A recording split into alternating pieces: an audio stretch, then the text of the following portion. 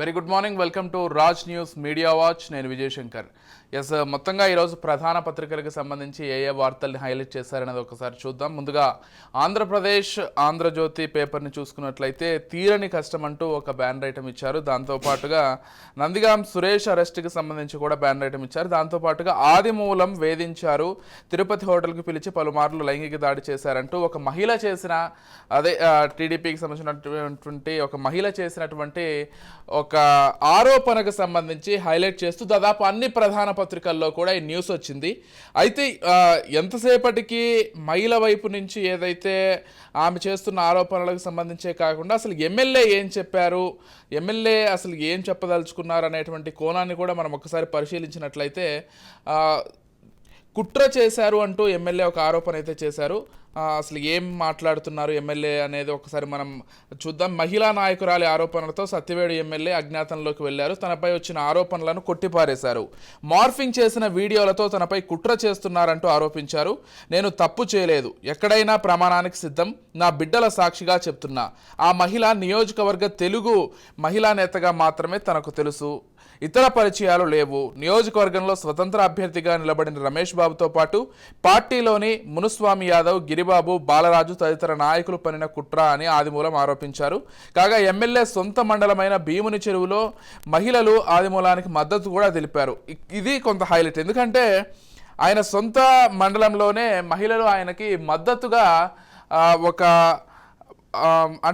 ఒక నిరసన కార్యక్రమం లాంటిది తెలిపారంట. అంటే మహిళల్లో ఆయనకు ఉన్నటువంటి పాజిటివ్ ఇమేజ్ కూడా మనకి క్లియర్గా అర్థమవుతుంది.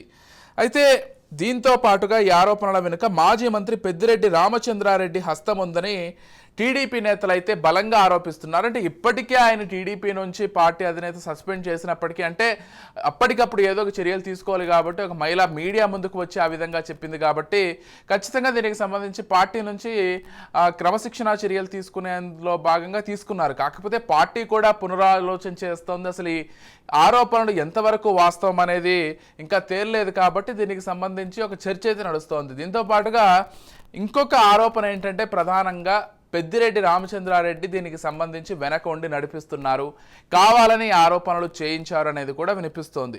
ఇక్కడ ప్రధానమైనటువంటి క్వశ్చన్ ఏంటంటే విజయవాడ లేకపోతే ఆంధ్రప్రదేశ్లో ఒక పక్క హోంశాఖ మంత్రిగా మహిళే ఉన్నారు, దాంతోపాటుగా పోలీసులకి లేకపోతే డిఐజీ లెవెల్ వాళ్ళకి చెప్పుండొచ్చు. కాకపోతే అలా కాకుండా ఆమె నేరుగా హైదరాబాద్కి వచ్చి ప్రెస్ మీట్ పెట్టడంతో కొన్ని అనుమానాలకి ఖచ్చితంగా తావిస్తోందనే చెప్పుకోవాలి. ఎందుకు వచ్చి ఇక్కడ ప్రెస్ మీట్ పెట్టి మీడియా ముందు అవన్నీ బహిరంగంగా వెంటనే చెప్పాల్సినటువంటి అవసరం ఉంది? ఒకవేళ ముందుగానే ఆమె దగ్గర సాక్ష్యాధారాలు అన్నీ కూడా ఉన్నప్పుడు ఇన్ని రోజులు సైలెంట్గా ఎందుకున్నారు? ఇవన్నీ కూడా ప్రస్తుతం సమాధానాలు లేనటువంటి ప్రశ్నలనే అనుకోవాలి. అయితే టీడీపీ శ్రేణులు వ్యక్తం చేస్తున్నటువంటి అనుమానాలకు సంబంధించి కూడా ఆంధ్రజ్యోతిలో రాశారు. వాటిని ఒకసారి మనం చూద్దాం. ఆదిమూలం ఎన్నికల ముందే వైసీపీ నుంచి టీడీపీలోకి చేరారు. సిట్టింగ్ ఎమ్మెల్యేగా ఉన్న తనకు జగన్ టికెట్ నిరాకరించడంతో ఆయన నిర్ణయం తీసుకున్నారు. అప్పట్లో పెద్దిరెడ్డి రామచంద్రారెడ్డి పైన తీవ్ర విమర్శలు చేశారు. ఇప్పుడు ఆదిమూలం తనను లైంగికంగా వేధించారంటూ టీడీపీ మహిళా నేత ఆరోపించడం సంచలనంగా మారింది. అయితే ఈ విషయంలో అనేక సందేహాలు ఉన్నాయని స్థానిక టీడీపీ నేతలు అయితే చెప్తున్నారు. బాధితురాలు మొదట్లోనే పోలీసులకు పార్టీ అధిష్టానానికి ఎందుకు ఫిర్యాదు చేయలేదనేదే ఇప్పుడు ప్రధానమైనటువంటి అనుమానం. జూలై 10న ఆధారాలన్నీ సేకరించాక అప్పుడే ఫిర్యాదు చేయకుండా ఇన్ని రోజులు ఎందుకు సైలెంట్గా ఉన్నారనేటువంటిదే ప్రస్తుతం దీనికి సంబంధించి అనుమానాలు వ్యక్తమవుతున్నాయి. సరే, అసలు దీనికి సంబంధించి అసలు జిల్లాలో ఏం మాట్లాడుకుంటున్నారు, లేకపోతే తిరుపతి ఉమ్మడి జిల్లాలో కావచ్చు, లేకపోతే చిత్తూరు ఉమ్మడి జిల్లాలో కావచ్చు, అసలు ఇక్కడ ఏం మాట్లాడుకుంటున్నారు, ప్రజల వర్షన్ ఏ విధంగా ఉంది, అసలు నియోజకవర్గంలో ప్రజలు పార్టీ శ్రేణులు ఏం మాట్లాడుకుంటున్నారు అనేది ఒక్కసారి మా ప్రతినిధి సుధీర్ రెడ్డిని అడిగి తెలుసుకుందాం. సుధీర్ రెడ్డి కూడా ఫోన్ ఇన్ లేకొస్తున్నారు ఇప్పుడే. ఎస్ సుధీర్ రెడ్డి. ఇదే ఏదైతే నిన్నటి నుంచి చూస్తున్నాం మనం ఈ యొక్క తిరుపతి జిల్లా సత్యవేడు నియోజకవర్గ ఎమ్మెల్యే ఆదిమూలంపై వస్తున్నటువంటి యొక్క వీడియో సంచలనమైనటువంటి వీడియో పైన పూర్తి స్థాయిలో హల్చల్ అవుతుంది. ఈ నేపథ్యంలో ఓ మహిళ తెరపైకి వచ్చి తన వీడియోలన్నీ కూడా విడుదల చేసి నిరంతరము ఆదిమూలము లైంగికంగా వేధించేవాడని ఈ యొక్క వేధింపులు భరించలేక తమ భర్తకు చెప్పిన తర్వాత ఇద్దరు కలిసి ఒక ప్లాన్ ప్రకారము మొబైల్ పెన్ కెమెరా తీసుకెళ్లి పెన్ కెమెరా రికార్డ్ చేసి ముందుకు వచ్చామంటున్నారు. అయితే ఇప్పటికే ఆదిమూలం గతంలో వైఎస్ఆర్సీపీ ఎమ్మెల్యేగా ఉన్నటువంటి తనకు టికెట్ రాకుండా చేసినటువంటి పెద్దిరెడ్డికి తర్వాత పెద్దిరెడ్డి పైన ఇతను వాళ్ళు ఆరోపణలు చేయడం, అలాగే పెద్దిరెడ్డి కూడా ఇతన్ని ఒక గట్టి వార్నింగ్ ఇవ్వడం కూడా గతంలో జరిగింది. వెంటనే పార్టీ కూడా మారినటువంటి ఆదిమూలము అప్పటికప్పుడే టికెట్ తెచ్చుకుని సత్యవేడి నుంచి పోటీ చేసి అతను గెలవడం జరిగింది. అయితే సత్యవేడి నియోజకవర్గంలో ఇప్పటి వరకు ఒక కోణంలో చూసాము. అయితే ఈ ఒక్క మహిళ చేసినటువంటి ఆరోపణలు అయితే సత్యవేడులు తీసుకున్నట్టయితే ప్రతి ఒక్క మహిళ నిన్న ముక్తఖండంగా దాదాపు 2-3 గ్రామాలకు సంబంధించినటువంటి మహిళలంతా రోడ్ల పైన బైఠాయించి ఈ యొక్క మహిళ ఎవరైతే ఆరోపణలు చేస్తుందో ఆ మహిళ దిష్టి బొమ్మను కూడా దగ్ధం చేశారు. మహిళల పట్ల చాలా మర్యాదగా ఉండేటువంటి వ్యక్తి అని, ఉన్నతంగా ప్రవర్తించేవారని, ఎవరు ఏ పని మీద వెళ్ళినా ఖచ్చితంగా చేసి పంపించేటువంటి వ్యక్తిగా ఉన్నటువంటి ఆదిమూలంలో ఈ రోజు వాంటెడ్లీ కొంతమంది టీడీపీలో పాత ఎవరైతే టికెట్ కోసము ట్రై చేసి వాళ్ళకి ఇవ్వకుండా ఆదిమూలంకి ఇచ్చారు. అటువంటి వ్యక్తులు అలాగే పెద్దిరెడ్డి వీళ్ళంతా కలిసి చేసినటువంటి పన్నాగం కుట్రలో భాగం అనేసి ఈరోజు ఆరోపణలు చేస్తున్నారు. ఎందుకంటే ఆదిమూలంకి కాంగ్రెస్ లో 1980 సంవత్సరం నుంచి ఉన్నటువంటి కాంగ్రెస్ లో కూడా ఒక మంచి పేరు ఉన్నది. దాదాపు 15 సంవత్సరాల వరకు కాంగ్రెస్ లో పనిచేసినప్పటికీ మహిళల పట్ల ఏ విధమైనటువంటి చిన్న ఆరోపణలు కూడా ఎదుర్కొనేటువంటి వ్యక్తి ఆయన. అటువంటి వ్యక్తి పైన ఈ రోజు మహిళ ఇటువంటి చేసిందంటే ఇవన్నీ కేవలం కుట్రలో భాగంగా చేసినటువంటి పనులు. ఎందుకంటే ఒకవైపు మనం ఆలోచించాల్సింది ఆ మహిళ చేస్తున్నటువంటి ఆరోపణలు ఉన్నప్పటికీ మొదటిసారి తనని రమ్మని చెప్పాడని అక్కడికి వెళ్ళడమే, ఒక ఒంటరి మహిళ హోటల్కి ఎందుకు రమ్మంటారన్నటువంటి ఆలోచనతో తన భర్తకి ఆ రోజు చెప్పిండాలంటున్నారు ఎవరు ఇక్కడ. ఇప్పుడు సుధీర్ రెడ్డి ప్రధానంగా క్వశ్చన్ ఏంటంటే జూలై 10నే వీళ్ళ దగ్గర ఏదైతే ఒక కెమెరా తీసుకున్నాం వీడియో అని చెప్తున్నారు. జూలై 10న ఆ వీడియో ఉండగా ఇన్ని రోజులు ఏం చేస్తున్నారు, ఇప్పుడు వచ్చి మీడియా ముందుకు వచ్చి బహిరంగంగా బయట ఎందుకు పెట్టారనేటువంటి క్వశ్చన్ కూడా వినిపిస్తోంది. ఇంకోటి ఏంటంటే ఒక పక్క ఆంధ్రప్రదేశ్లో హోంమంత్రి కూడా మహిళ ఉండగా ఇవన్నీ ఆమెకు తీసుకెళ్లి చెప్పకుండా డైరెక్ట్ మీడియా ముందుకు తీసుకొచ్చి పెట్టాల్సినటువంటి అంటే కావాలనే కుట్రలో భాగంగా ఇదంతా చేశారు, వెంటనే బహిర్గతం చేసేసి అప్పటికప్పుడు ఏదో డ్రామా చేసేదంతా ప్లే చేశారనేటువంటి వర్షన్ని కూడా ఎమ్మెల్యే వైపు నుంచి వినిపిస్తోంది. అంటే ఎమ్మెల్యే అనుచరులు కూడా అదే చెప్తున్నారు, కుటుంబ సభ్యులు కూడా అదే చెప్తున్నారు. రాత్రి కూడా ఎమ్మెల్యే కుటుంబ సభ్యులు ఒక మీడియా సమావేశం పెట్టి ఇది కావాలనే కుట్ర చేశారు. ఆయన సొంత అల్లుడు కూడా అదే చెప్తున్నాడు. అంటే నేను 15 ఏళ్ల నుంచి మా మామగారి దగ్గర ఉంటున్నా, ఆయన ఏ రోజు కూడా మహిళలతో వేరే విధంగా ప్రవర్తించలేదని చెప్తున్నారు. ఇక నియోజకవర్గంలో మహిళల పరిస్థితి అయితే సరాసరి వాళ్ళంతా చాలా క్లియర్గా చెప్తున్నారు. ఎప్పుడూ కూడా మా ఎమ్మెల్యే ఏ రోజు మాతో కానీ లేకపోతే ఇతర మహిళలతో కానీ తప్పుగా ప్రవర్తించేవాడు కాదు. అందుకే మేము రోజు అందరం కూడా ముందుకొచ్చి ఒక అంటే నిరసన వ్యక్తం చేస్తున్నాం ఈ ఆరోపణల పైన, కావాలనే కుట్రలో భాగంగా చేస్తున్నారనేటువంటి విషయాన్ని కూడా చెప్తున్నారు. అంటే ఎలా చూడాలి, అంటే ముందుగానే ఆధారాలు ఉన్నా కానీ ఇప్పటికిప్పుడు బయట పెట్టడంలో అంతరార్థం ఏమని భావించాలి? విజయ్, మనం చూడాల్సిన నియోజకవర్గ మహిళలంతా కూడా ఈ రోజు ఒక మహిళకి అన్యాయం జరిగితే తప్పకుండా తోటి మహిళలంతా కూడా తోడయి ఉద్యమాలు చేసేయడం కానీ నిరసనలు తెలపడం కానీ ఇట్లాంటివి చేస్తున్నారు. మనం చూస్తున్న చిన్నపాటి ఇష్యూ జరిగినా కూడా అన్ని సంఘాలకు సంబంధించిన మహిళలంతా రోడ్ల పైన వచ్చి తనకు న్యాయం జరిగే దిశలో చేస్తున్నారు. అయితే ఇక్కడ భిన్నంగా నియోజకవర్గంలో ఆ మహిళకు వ్యతిరేకంగా చేస్తున్నారంటే అతని గురించి అతని మహిళల పట్ల ఏ విధంగా ఉన్నాడనేది ఒకటి చూడాలా. ఎవరు రాష్ట్ర ప్రభుత్వం కానీ పార్టీ కానీ దీని మీద పూర్తిగా సమగ్ర విచారణ జరిపించారు. ఎందుకంటే మొదట అక్కడ ఉన్నటువంటి నియోజకవర్గ మహిళలు ఒకటి అడుగుతున్నారు. ఆ మహిళను మొదటిసారి వెళ్ళినప్పుడు, రెండోసారి వెళ్ళినప్పుడు, మూడోసారి తన భర్తకు అనుమానం వచ్చి మొబైల్ ట్రాక్ చూస్తే దాంట్లో ఎమ్మెల్యే కాల్ లిస్ట్ చూసి ఎమ్మెల్యేతో ఈ ఒక్క విషయం పైన గొడవపడి మొబైల్ పాల్గొట్టాడనగా కానీ భర్త అనేటువంటి వ్యక్తి నువ్వు మళ్ళీ తన దగ్గరికి వెళ్ళు, పెన్ కెమెరా తీసుకెళ్ళు అనేటువంటి ఈ యొక్క శృంగారంలో పాల్గొనేటువంటి కూడా రికార్డ్ చేసి తీసుకురాని ఎటువంటి భర్త చెప్పడు. అటువంటి ఘాతుకానికి పాల్పడ్డారంటే ఇది పూర్తి స్థాయిలో అతని మీద కుట్ర పడినటువంటి భాగమే. గతంలో టికెట్ రాకుండా ఉన్నటువంటి వారు కావచ్చు, మాజీ మంత్రి జిల్లాకు సంబంధించినటువంటి వైసీపీ మాజీ మంత్రి పెద్దిరెడ్డి రామచంద్రారెడ్డి చేసినటువంటి ఒక కుట్రలో భాగంగా ఈ రోజు తనని పదవి లేకుండా చేయాలనేటువంటి ఒక కంకణం కట్టుకుని ఇవన్నీ కూడా చేశారని చెప్తున్నారు. ఎందుకంటే ఆ అమ్మాయి ఇప్పుడు ఎవరైతే ఆరోపణ చేస్తుందో వీళ్ళ టీడీపీలో గతంలో టికెట్ కోసం ట్రై చేసిన వాళ్ళతో పాటు క్యాన్వాసింగ్ కావచ్చు, పలు కార్యక్రమాల్లో కూడా ఫోటోలు దిగడము ఇవన్నీ కూడా ఉంది.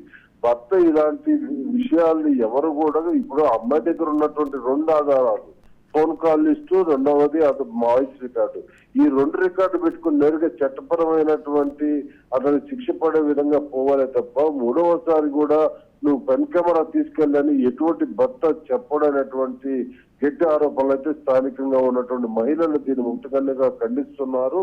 అలాగే నువ్వు చెప్పినట్టు దీనిపైన మొదట మహిళగా ఉన్నటువంటి మనకి హోమ్ మినిస్టర్ ఇంత చేసిన హైదరాబాద్ అంత దూరం వెళ్ళి ప్రెస్ మీట్ పెట్టినటువంటి మహిళా హోమ్ మినిస్టర్ దగ్గరికి వెళ్ళి తన ఘోర అక్కడికి వినిపించుకున్నట్టయితే కనీసం నాకు న్యాయం చేయండి ఆ వైపు వెళ్ళాలి. కానీ ఇన్ని నెలల తర్వాత ఈ రోజు నా దగ్గర పెన్ కెమెరాలో రికార్డు ఉంది, నన్ను మాయ వేధిస్తున్నాడు, నన్ను మాయ రాకపోతే చంపేస్తానని బెదిరిస్తున్నాడు అనేటువంటి కోణంలో ముందుకెళ్తున్నట్టు దీని మీద ఖచ్చితంగా పార్టీ ఒకసారి పూర్తి స్థాయిలో పరిశీలించాలని అతని గురించి, అలాగే దీనిపైన సమగ్ర విచారణ చేపట్టాలని ఇక్కడ ఉన్నటువంటి నియోజకవర్గ మహిళలంతా పూర్తి స్థాయిలో కోరుతున్నారు, బంధువులు కోరుతున్నారు.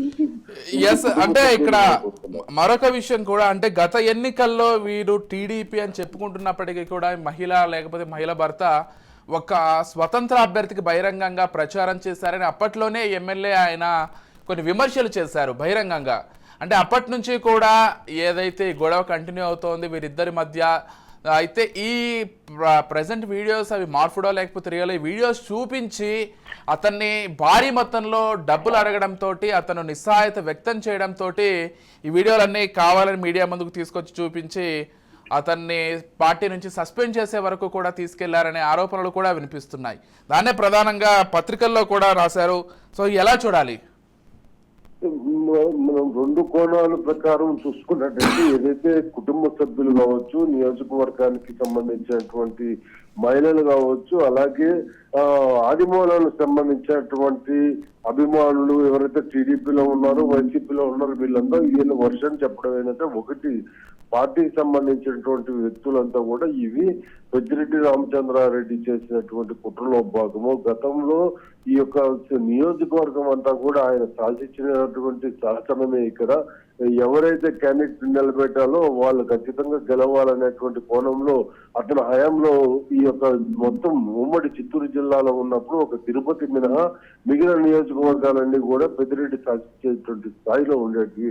అయితే కాలక్రమేణా ఏమైందంటే ఈ యొక్క పార్టీలో వైసీపీలో ఎప్పుడైతే పెద్దిరెడ్డి రామచంద్రారెడ్డి వచ్చాడో కొన్ని నియోజకవర్గాలు ఆయనకు వీక్ అవ్వడము, ఈ యొక్క సత్యవేటటువంటి కూడా చేతిలో పెట్టుకున్నటువంటి పరిస్థితి.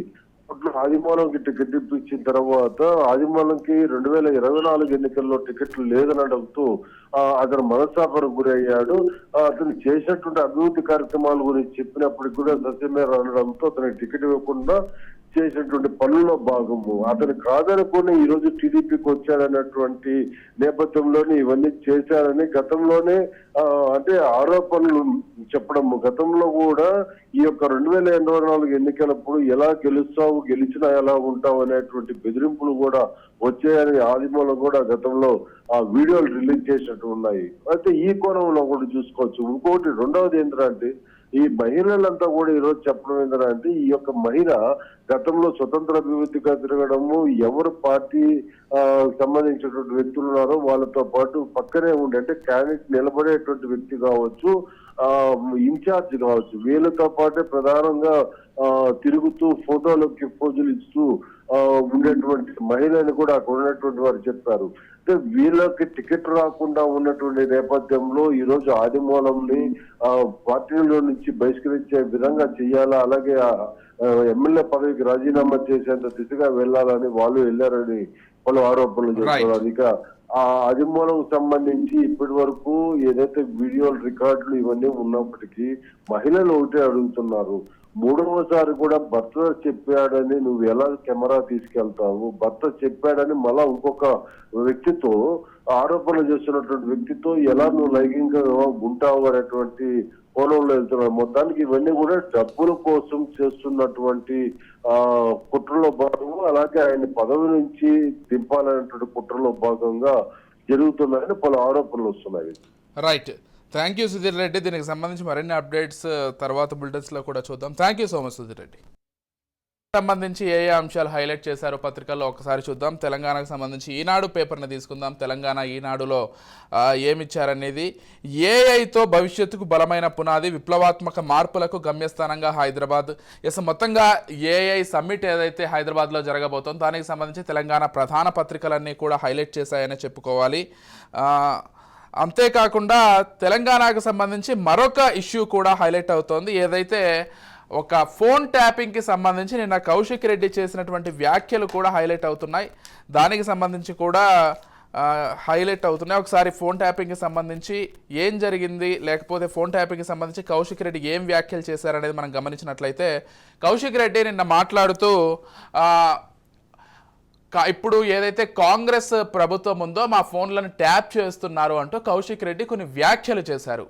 అంటే తెలంగాణ ప్రజలైతే నవ్వాలో ఏడవాలో ఈ వ్యాఖ్యలు విని అర్థం కానటువంటి ఒక సందిగ్ధ పరిస్థితుల్లో ఉన్నారని చెప్పుకోవాలి. ఎందుకంటే గత బీఆర్ఎస్ పాలనలో 10 ఏళ్ల పాటు ఏ విధంగా ఫోన్ ట్యాపింగ్ అనే ఒక అంశాన్ని అడ్డం పెట్టుకొని అటు వ్యాపారస్తుల్ని కావచ్చు, రాజకీయ నాయకుల్ని కావచ్చు, అతి సామాన్యుల్ని కావచ్చు, మహిళల్ని కావచ్చు, ఎన్ని విధాలుగా ఇబ్బంది పెట్టాలో, ఆర్థికంగా లేకపోతే మానసికంగా లేకపోతే శారీరకంగా కొంతమంది మహిళల్ని ఎన్ని రకాలుగా ఇబ్బందులు పెట్టాలో అన్ని రకాలుగా ఇబ్బందులు పెట్టినటువంటి పరిస్థితి. అలాంటిది ఈరోజు కౌశిక్ రెడ్డి వచ్చి మా ఫోన్లను ట్యాప్ చేస్తున్నారు, మేము దీనికి బాధితులం అని చెప్పుకోవడం అయితే హాస్యాస్పదంగా ఉంది అంటూ ఈరోజు తెలంగాణ ప్రజలందరూ కూడా ముక్కున వేలేసుకుంటున్నటువంటి పరిస్థితి. ఎందుకంటే గత బీఆర్ఎస్ పాలనలో కొంతమంది వ్యక్తిగతంగా కొంతమందిని టార్గెట్ చేశారు ఫోన్ ట్యాపింగ్ చేసి. అంటే ఫోన్ ట్యాపింగ్ చేసి రాజకీయంగా లబ్ధి పొందడం ఇంతవరకు ఓకే, కానీ దాన్ని మించి కొంతమంది వ్యాపారస్తుల విషయంలో వాళ్ళ వ్యాపారాలు కావచ్చు, లేకపోతే వాళ్ళని మానసికంగా కావచ్చు, వాళ్ళ కుటుంబాలను ఇబ్బంది పెట్టడం కావచ్చు, లేకపోతే వాళ్ళని శారీరకంగా కొంతమంది మహిళలు, కొన్ని ఊర్లలో ఉన్నటువంటి మహిళలు కూడా ముందుకొచ్చి దీనికి సంబంధించి ఆరోపణలు చేశారు బీఆర్ఎస్ నేతలపైన, లేకపోతే అప్పటి అధికారులపైన. అంటే గతంలో ఎంత తీవ్రంగా ఈ ఫోన్ ట్యాపింగ్ ఇష్యూ అనేది ఎంతమందిని ఇబ్బంది పెట్టిందో స్పష్టంగా అర్థమవుతోంది. అంటే దాన్ని బట్టే మనం అర్థం చేసుకోవచ్చు గత బీఆర్ఎస్ 10 ఏళ్ల పాలనలో ఏ విధంగా ప్రజలు ఫోన్ ట్యాపింగ్ అనే భూతానికి బలైపోయారు అనేది. కానీ ఇప్పుడు చూసుకుంటే కౌశిక్ రెడ్డి వచ్చి అంటే గురివింద గింజ సామెత ఏదో చెప్తారు కదా, అలాగే ఉంది దీన్ని చూస్తుంది. ఎందుకంటే ఇప్పటి వరకు మీ పైన ఇన్ని ఆరోపణలు వస్తున్నాయి, దానికి సంబంధించి ఒక క్లారిటీ ఇవ్వలేదు, దాన్ని పూర్తిగా ఖండిస్తున్నారు, అసలు ఫోన్ ట్యాపింగ్ ఎలా చేస్తారని చెప్తున్నారు. ఇప్పుడు మీరే వచ్చి ఫోన్ ట్యాపింగ్ మా ఫోన్లను చేస్తున్నారంటే ఎలా అర్థం చేసుకోవాలి ప్రజలు కూడా? ఎందుకంటే మీపై వస్తున్నటువంటి ఆరోపణలకు సంబంధించి ఈరోజు వరకు క్లారిటీ లేదు, దానికి సంబంధించి ఇంకా విచారణ కొనసాగుతోంది. ఇంకా ఫారెన్లో ఉన్నటువంటి వాళ్ళు, లేకపోతే విదేశాలకు పారిపోయినటువంటి వాళ్ళు, కొంతమంది మీడియాలో జర్నలిస్ట్గా చలామణి అవుతున్నటువంటి వాళ్ళు, లేకపోతే ఐజీ స్థాయి వ్యక్తులు కూడా ఈ రోజుకు వచ్చి సమాధానం చెప్పనటువంటి పరిస్థితి. వాళ్ళపైన ఆరోపణలు డైరెక్ట్గా పోలీసులే చేస్తున్నారు. ఇప్పుడు పోలీసులు ఎవరైతే అధికారంలో ఉన్నారో వాళ్ళందరూ కూడా అవును గతంలో ఫోన్ ట్యాపింగ్ జరిగింది, గతంలో ఇంతలా ఇబ్బంది పెట్టారని చెప్తున్నారు. అలాంటిది కౌశిక్ రెడ్డి ఇప్పుడు వచ్చి తమను ఏదో వేధిస్తున్నారు, తమ ఫోన్లో ఏదో ట్యాపింగ్ చేస్తున్నారు అని చెప్తే ప్రతి ఒక్కరూ కూడా నవ్వేటువంటి పరిస్థితి అని ప్రజలైతే అనుకుంటున్నారు. అంటే దాంతోపాటుగా ఇంకొక ప్రధానమైనటువంటి అంశం ఏంటంటే, ఇందులో గతంలో ఏదైతే ఫోన్ ట్యాపింగ్ జరిగింది, ఈ ఫోన్ ట్యాపింగ్ అనేటువంటి ఒక అంశాన్ని అడ్డం పెట్టుకుని, అంటే ఫోన్ ట్యాపింగ్ చేసి కొంతమంది వ్యక్తిగత సంభాషణ విని ఆ సంభాషణ ద్వారా కొంతమందిని అంటే వాళ్ళ వ్యాపారాలని మేమేదో వచ్చి మీ వ్యాపారాల్లో జోక్యం చేసుకొని మీ సమస్యలు తీరుస్తామని వాళ్ళని కొంతమంది ద్వారా కొంతమంది దగ్గరికి తీసుకువెళ్ళి డబ్బులు డిమాండ్ చేసి ఇష్టారీతిన డబ్బులు గుంజుకున్నటువంటి వ్యవహారం ఒకటైతే, ఇంకో విషయం ఏంటంటే కుటుంబాలని కూడా ఇబ్బంది పెట్టారనేటువంటి అంశం కూడా ఇందులో ప్రధానంగా వినిపిస్తోంది. అంటే మీరు కనుక ఇంత డబ్బులు ఇవ్వకపోతే, ఈ ఆస్తులు మా పేర్ల మీద రాయకపోతే మీ మొత్తం కుటుంబాన్ని నాశనం చేసే వరకు మేము ఊరుకోం. మీ ఫోన్ ట్యాపింగ్ అనే ఏదైతే ఫోన్ ట్యాపింగ్ చేసి ఆ కన్వర్జేషన్ మొత్తం కూడా మీడియా ముందుకో లేకపోతే సోషల్ మీడియాలో పెట్టేసి మిమ్మల్ని ఇబ్బంది పెడతాం, కాబట్టి ఇంత డబ్బులు ఖచ్చితంగా ఇవ్వాల్సిందే అంటూ కొంతమంది దగ్గర డబ్బులు గుంజుకున్నటువంటి చేస్తున్నటువంటి పరిస్థితిని కూడా గమనించాం. వాటికి సంబంధించి విచారణ ఇంకా కొనసాగుతోంది. లేకపోతే ఇంకా బాధితులు చాలామంది బయటకు రావాల్సి ఉంది. ఈరోజు కొంతమంది ధైర్యవంతులు మాత్రమే బయటకు వచ్చి ఈ విధంగా మమ్మల్ని ఇబ్బంది పెట్టారని చెప్పారు. కానీ ఇంకా చాలామంది వాళ్ళ గోడును వెళ్ళబోసుకోలేక ఎక్కడికి బయటకు వస్తే తమని మళ్ళీ ఇబ్బంది పెడతారో అని చాలామంది మధ్యతరగతి వాళ్ళు, లేకపోతే దిగువ మధ్య తరగతి వాళ్ళు, లేకపోతే కొంతమంది పెద్ద వాళ్ళు కూడా భయపడి ఇంకా బయటికి రానటువంటి పరిస్థితి. రాజ్ న్యూస్ వేదికగా కూడా అనేక సార్లు చెప్పాం, మీరు బయటికి రండి, రాజ్ న్యూస్ వేదికగా మీ సమస్యలు బయట పెట్టండి, మీ పేర్లు బయటికి రాకుండా మేము ఆ మొత్తం అంశాలని కూడా ప్రభుత్వం దృష్టికి, లేకపోతే ప్రస్తుతం విచారణ జరుపుతున్నటువంటి పోలీసుల దృష్టికి తీసుకెళ్తామని చెప్పాం. కొంతమంది వచ్చారు కూడా, ఇంకా చాలా మంది రావాల్సి ఉంది. అలాంటిది వాళ్ళ సమస్యలే ఇంకా పరిష్కారం కాలేదు, లేకపోతే వాళ్ళ ఇబ్బందులే ఇంకా తీరలేదు. అలాంటిది మీరు ఇప్పుడు వచ్చి ఎవరైతే ఇబ్బంది పెట్టారో ఇబ్బంది పెట్టిన వాళ్ళే వచ్చి తాము బాధితులమో అని చెప్పుకుంటుంటే చాలామంది దీనికి సంబంధించి సోషల్ మీడియా వేదికగా కూడా నిన్నటి నుంచి పెద్ద ఎత్తున విమర్శలు వ్యక్తం చేస్తున్నారు కౌశిక్ రెడ్డి వ్యాఖ్యలకు సంబంధించి. అంటే మొన్నటి వరకు మీరే చేసి ఈరోజు మేము బాధితులమని చెప్పుకోవడంలో అసలు అర్థం ఏంటి? అంటే మీరు ఒప్పుకుంటున్నారా నిజంగానే ఫోన్ ట్యాపింగ్ జరిగిందని? ఈరోజు మీరు మేము బాధితులము అని చెప్పుకుంటున్నారంటే ఖచ్చితంగా మీరు కూడా గతంలో ఇదే చేసి ఉండాలి కదా, లేకపోతే మీరు ఏ విధంగా ఇటువంటి కామెంట్స్ చేస్తారని బహిరంగంగానే సోషల్ మీడియాల వేదికగా ఎక్కడికక్కడ ఇష్టారీతిన కామెంట్స్ రూపంలో వాళ్ళ ఆవేదనని, వాళ్ళ బాధని వ్యక్తం చేస్తున్నారు. ఇది ప్రస్తుతం ఉన్నటువంటి పరిస్థితి ఫోన్ ట్యాపింగ్కి సంబంధించి. అంటే చూద్దాం ఈ ఫోన్ ట్యాపింగ్కి సంబంధించి భవిష్యత్తులో మరి ఏమేమి వ్యాఖ్యలు చేస్తారో, ఇటువంటి విచిత్రమైనటువంటి వ్యాఖ్యలు ఇంకేం బీఆర్ఎస్ నేతల నుంచి వినిపిస్తాయి, ఇవన్నీ కూడా వేచి చూడాల్సినటువంటి విషయాలే. అంటే ఇక్కడ మరొక కీలక అంశం కూడా మనం గమనించాలి. మీడియా ముసుగులో ఉన్నటువంటి కొంతమంది వ్యక్తులు కూడా ఇందులో పాలు పంచుకున్నారు గతంలో. అంటే ఎంత దిగజారి ప్రవర్తించారనేది కూడా అర్థమవుతోంది. అంటే మీడియా వేదికగా ఎవరైనా తప్పు చేస్తే, ఒకవేళ వ్యవస్థలే అంటే ఏదైతే 3 వ్యవస్థలు ఉన్న పోలీసు, లేకపోతే కోర్టులు, లేకపోతే ప్రజాస్వామ్య వ్యవస్థలు ఏవైనా తప్పు చేస్తే వాటిని ఎత్తి చూపాల్సినటువంటి మీడియా వ్యక్తులు కూడా, అంటే మీడియాని అడ్డం పెట్టుకొని కొంతమంది చేసినటువంటి దౌర్జన్యాలు కూడా బయటపడ్డాయి. వాటికి సంబంధించి పోలీసులే బయటపెట్టారు సాక్ష్యాలు. ఇక మనం చెప్పేది ఏముంది? అటువంటి వాళ్ళకి సంబంధించి కూడా బీఆర్ఎస్ నేతలు ఇప్పటికీ అండగా వెనకున్నారనేటువంటి విమర్శలు కూడా వినిపిస్తున్నాయి. చూడాలి మరి ఈ అంశాలకు సంబంధించి భవిష్యత్తులో ఏమవుతుందో. ఇప్పటికైతే కౌశిక్ రెడ్డి వ్యాఖ్యలకు సంబంధించి ప్రతి ఒక్కరూ ఒకటి నవ్వుకుంటున్నారు, ఇంకొకటి తీవ్రంగా విరుచుకుపడుతున్నారు సోషల్ మీడియా వేదికగా. అసలు మీరు ఇలాంటి వ్యాఖ్యలు చేయడం ఏంటి, మొన్నటి వరకు మీరే చేసి అని. అంటే దీనికి సంబంధించి మరిన్ని అప్డేట్స్తో రాజ్ న్యూస్లో మరిన్ని విషయాలు కూడా బయటపెట్టే ప్రయత్నం చేస్తాం ఈరోజు. ఎస్, మొత్తంగా ఇది ఫోన్ ట్యాపింగ్కి సంబంధించి వినిపిస్తున్నటువంటి వ్యాఖ్యలు.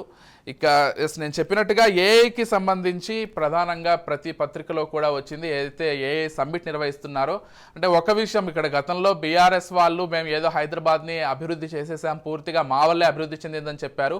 వాస్తవంగా హైదరాబాద్ విషయంలో మనం చూసుకున్నట్లయితే హైదరాబాద్ భౌగోళికంగా కావచ్చు, లేకపోతే ఇతర విషయాల్లో కావచ్చు, ఇతర సిటీల కంటే కొంచెం బెటర్గా ఉంటుంది. ఇక్కడ ఎంత పెద్ద ఎత్తున ప్రకృతి విపత్తులు ఏవి కూడా సంభవించవు. ఒకవేళ పడితే వర్షాలు పడితే అది కూడా ఇక్కడ డ్రైనేజ్ సిస్టమ్ గత 10 ఏళ్లలో బీఆర్ఎస్ ఏది కూడా సక్రమంగా నిర్వహించకపోయేటప్పటికీ కొంత నీళ్లు అక్కడక్కడ నిలబడుతున్నాయి తప్పించి పెద్ద ప్రకృతి వైపరీత్యాలు రానటువంటి ఒక భౌగోళిక పరిస్థితుల్లో హైదరాబాద్ ఉంటుంది.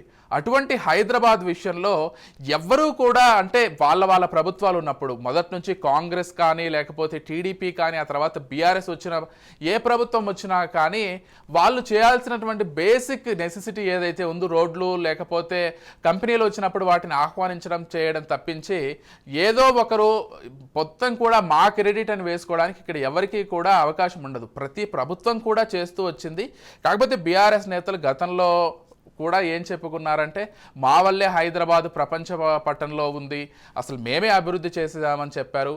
అలాంటిది ఇప్పుడు మళ్ళీ మనం కాంగ్రెస్ చూసుకున్నట్లయితే అంతకు మించి ఒక ఏఐ హబ్గా సిటీని తయారు చేయడంలో ముందుకు వెళ్ళబోతున్నామంటూ చేసినటువంటి ప్రకటన కావచ్చు. ఏఐ సమ్మిట్ భారతదేశంలోనే మొట్టమొదటిసారిగా హైదరాబాద్లో జరగడం కావచ్చు. ఒక పెద్ద గుడ్ న్యూస్ అని చెప్పుకోవాలి హైదరాబాద్కి. ఎందుకంటే ఇప్పటికే ఐటీ సెక్టార్లో ఏ విధంగా హైదరాబాద్ దూసుకు వెళ్తోందో ఇతర సిటీస్ కంటే చాలా క్లియర్గా గమనిస్తున్నాం. అంటే మనకంటే బెటర్గా బెంగళూరు లేకపోతే పూణే ఇటువంటి సిటీస్ ఉన్నాయని చాలామంది చెప్తుంటారు. కాకపోతే వాళ్ళకంటే వేగంగా ఐటీ సెక్టార్లో హైదరాబాద్ దూసుకుపోతోంది అనేది గణాంకాల ద్వారా వెల్లడవుతున్నటువంటి వాస్తవం. దాంతోపాటుగా ఇప్పుడు మళ్ళీ ఏఐ టెక్నాలజీ, దాంతోపాటుగా సిటీలో ఒకవైపు ఫార్మా ఇండస్ట్రీ లేకపోతే ఇటువంటి ఇండస్ట్రీని నెలకొల్పేందుకు రేవంత్ రెడ్డి చేస్తున్నటువంటి కృషి, ఇవన్నీ కూడా పాజిటివ్ వైబ్స్ని హైదరాబాద్కి పూర్తిగా ఇస్తున్నాయి. ఇక మరొక స్వర్ణ మెట్టు ఎక్కబోతోంది హైదరాబాద్లో అని చెప్పడంలో మాత్రం ఎటువంటి అతిశయోక్తి లేదు. ఎందుకంటే ఆర్టిఫిషియల్ ఇంటెలిజెన్స్కి సంబంధించి హైదరాబాద్ని ఒక వేదికగా చేసే క్రమంలో ఒక సమ్మిట్ కూడా నిర్వహిస్తున్నారు. వాళ్ళందరూ కూడా ఏఐ టెక్నాలజీకి సంబంధించిన వాళ్ళందరూ కూడా హైదరాబాద్ని చూస్ చేసుకోవడం, దాని వెనుక ప్రభుత్వం కృషి చేయడం కూడా ప్రతి ఒక్కరూ కూడా మెచ్చుకోవాల్సినటువంటి అంశమే. హైదరాబాద్ మరింత అభివృద్ధి చెందబోతోంది కాంగ్రెస్ ప్రభుత్వంలో, కాంగ్రెస్ హయాంలో అనేది దీని ద్వారా స్పష్టంగా అర్థమవుతోందని చాలామంది విశ్లేషకులు కూడా భావిస్తున్నారు.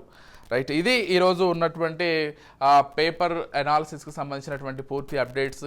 ఇది ఈరోజు మీడియా వాచ్. షార్ట్ బ్రేక్ తీసుకుందాం. బ్రేక్ తర్వాత స్పీడ్ న్యూస్ కంటిన్యూ అవుతుంది. Keep watching Raj news.